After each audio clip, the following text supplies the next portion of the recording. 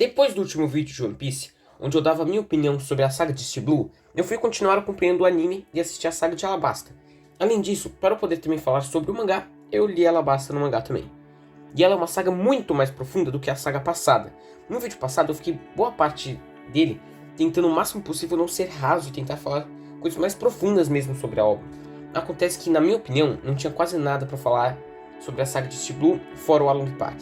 Porém, como eu já disse anteriormente, a saga de Alabasta não é tão rasa quanto a passada. Ela chega a falar, inclusive, de política. E, por falar disso, dá para se fazer uma leitura focada em política dessa saga. Porém, pela saga de Alabasta ter de fato mais coisas para falar, decidimos dividir esse vídeo em dois. A primeira parte será essa, onde falamos de todos os primeiros arcos da saga, exceto Alabasta, né? E enquanto a parte 2 será apenas a saga, o arco de Alabasta. E também é a parte onde falaremos mais sobre os pensamentos políticos do Oda e essas coisas. Olá, eu sou o Lucas Sossi e você está no Reino dos Nerds. Antes de começarmos o vídeo, deixe um like e se inscrevam no canal para fazermos mais vídeos como esse. Isso só vai acontecer se esse vídeo tiver bastante views, likes e até comentários, porque aí sabemos que vocês querem mais vídeos assim. Bem, eu vou dar um tempinho aí para você deixar o like e se inscrever. Já deixou o like? Já se inscreveu? Ótimo! Muito obrigado. Agora vamos para o vídeo. Assim como no vídeo anterior, vamos começar falando dos arcos que estão dentro dessa saga. A saga de Alabasta é maior do que a anterior, tem um total de 117 capítulos no mangá e 74 episódios no anime.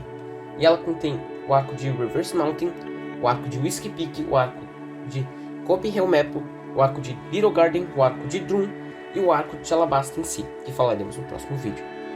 No anime também tem o arco pós-Alabasta, mas é tudo filler, então assim, como no primeiro vídeo, nem iremos comentar.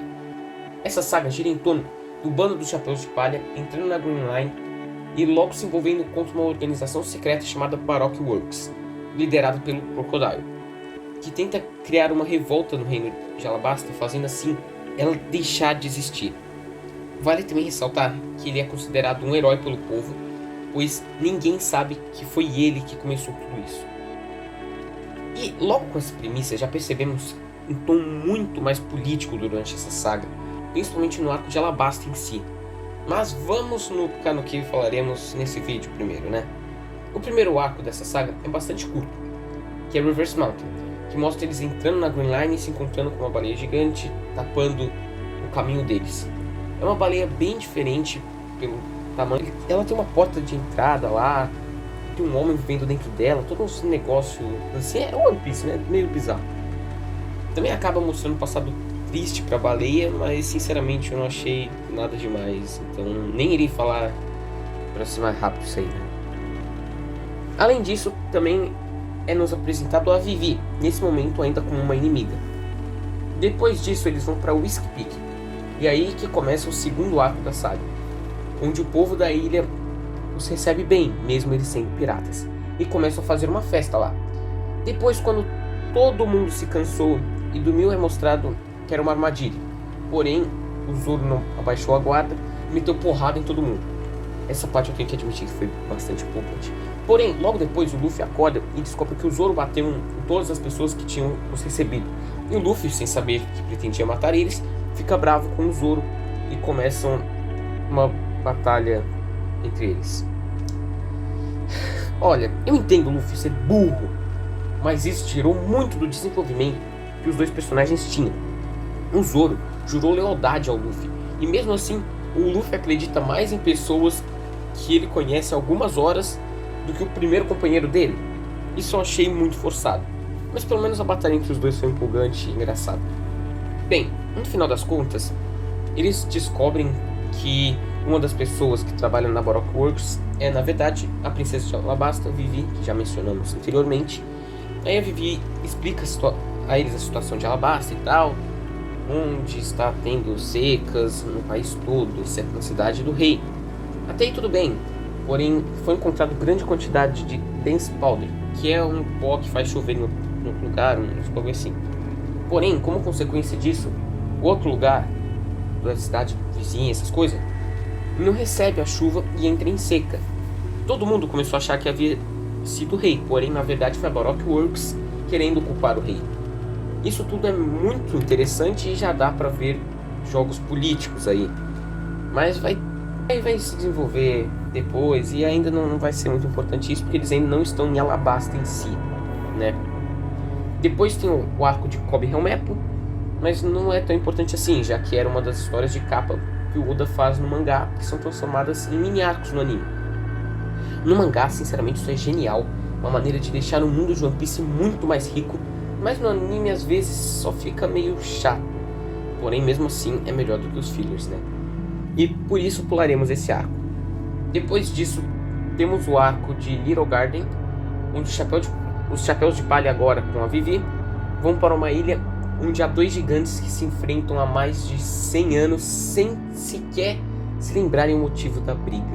Isso eu achei algo bastante interessante por ser algo muito ligado à honra de um guerreiro, de os dois brigarem por tantos anos sem motivo e com inclusive eles sendo amigos, né?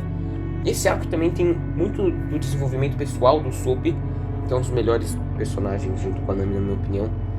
Eu estava torcendo para mais desenvolvimento para ele, já que ele não mudou praticamente nada desde o início.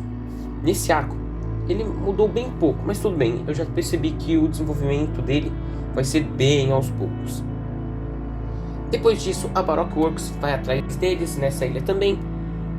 E eu não citei isso anteriormente, mas no arco anterior aparecem mais agentes da Baroque Works. E entre eles tem o Mr. Five, que é simplesmente horrível. Ele fica tirando meleca do nariz o tempo todo pra ficar jogando nos adversários e fazer a meleca explodir. E adivinha, ele aparece novamente, só que dessa vez com um personagem mais irritante e odiável ainda, o Mr. Tree. Mr. Tree tem poderes de ser e tal, que são meio sem graça. Além de todo o jeito de ele falar e tal, consegue... é vergonhoso, é total vergonha alheia. Bem, tem um confronto entre os chapéus de palha e alguns membros da Baroque Works, e eles vão embora da ilha. Mas, antes é importante citar que o Sanji conversou com o líder da Baroque Works, Crocodile, por telefone, fingindo ser membro da organização dele, e, além disso, fingiu que havia capturado os chapéus de palha. Depois desse arco, nós vamos para um queridinho de muita gente, o arco da ilha de Drum.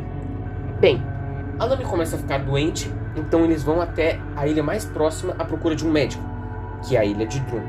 Acontece que só tinha um médico naquela ilha, pois o Apple, antigo governante da ilha, fugiu dela com todos os médicos em um ataque do bando do Barba Negra. Inclusive o Apple eles tinham encontrado há pouco tempo. Antes de continuarmos falando desse arco, preciso confessar que o Apple é um péssimo vilão, péssimo mesmo. O poder dele é totalmente sem graça, é literalmente comer e se transformar nessa coisa e tal. Ele come navio, ele come faca, ele come até a si mesmo. Além do poder dele ser chato, ele em si é um personagem cuja única característica é ser mau. Sério, eu não consigo descrever o personagem de outro jeito. Ou seja, ele é um personagem chato, com poderes chatos, não é engraçado e sem ser também muito mal para sentirmos muita raiva dele. Basicamente é um personagem completamente vazio. Bem, enquanto o Sanji e o Luffy levam a Nami para a única médica de Drum, o Apple volta para Drum para governar ele novamente, depois de ter fugido e não ter defendido o seu próprio povo. Algo que eu esqueci de dizer é que o resto dos chapéus de palha está com um homem chamado Dalton, que, diferente do Apple, se importa com a ilha. Então Dalton e o Apple têm uma luta onde o Apple acaba fugindo. Enquanto isso, Luffy, Sanji e Nami encontram a Doutora Kureha e o Chopper, que é uma rena que conseguiu os poderes de uma fruta que te deixa humano. Ele meio que é uma rena homem, é tipo isso. E o passado dele é meio triste, pois por ter um nariz azul e ser meio humano e meio rena, ele foi rejeitado tanto pelas renas e tanto pelos humanos. Então, um dia, ele estava quase morrendo e foi salvo pelo Dr. Hiriluk, que é um médico estranho, assim. O Dr. Hiriluk acaba morrendo pelo Apple, porém, antes de morrer, ele fala, abre aspas, quando vocês acham que as pessoas morrem? Quando elas levam um tiro de pistola bem no coração? Não. Quando são vencidas por uma doença incurável? Não. Quando bebem uma sopa de cogumelo venenoso? Não. Elas morrem quando são esquecidas. Fecha aspas. Toda a construção que o personagem tem para chegar nessa parte é muito boa.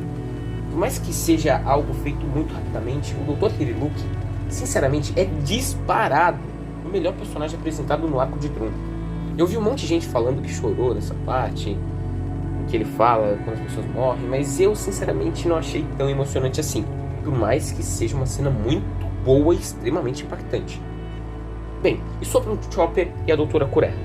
Eu achei eles personagens medíocres, eles cumprem bem a função que é dada a eles e nada mais do que isso.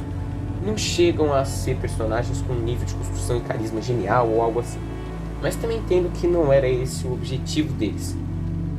Bem, resumindo, toda a parte final, para o vídeo não ficar muito longo, né? O Luffy derrota o Apple em mais uma luta sem graça de One Piece e o Chopper decide entrar para a tripulação do Chapéu de Palha. Então eles saem da ilha de Drum e finalmente vão em direção a Alabasta. Bem, os arcos antes do arco de Drum, todos eles, eu achei abaixo da média no anime e no mangá. Agora, o arco de Drum, eu esperava mais. Eu achava que ele seria algo no nível de Along Park, por exemplo, e passou bem longe. Porém, em comparação aos outros arcos da saga, de Alabasta até agora, ele dá pro gasto. Pra mim, às vezes, algumas pessoas parecem gostar de Drum simplesmente por nostalgia do que necessariamente em qualidade em si. Mas na próxima parte do vídeo eu irei falar melhor sobre o que achei da saga como um todo, já que aqui só falamos de mais ou menos metade da saga, então não percam a parte 2. E também, se ainda não assistiu ao vídeo onde falamos a nossa opinião sobre a saga do East Blue, vai lá assistir e pode comentar as suas opiniões nele também. E esse foi o vídeo de hoje, espero que vocês tenham gostado. Bem, essa só é a minha opinião mesmo. Caso vocês tenham alguma diferente da minha, por favor, coloquem nos comentários, porque eu sei que provavelmente mais de 50% das pessoas que irão ver esse vídeo discordam da minha opinião, né? Então, principalmente contra a Drum também. Então pode colocar a sua opinião à vontade aí nos comentários, só tenta não xingar muito, tá? Mas se você chegou até aqui, coloque nos comentários #OnePiece para sabermos que você ficou até o final. Até a próxima, tchau!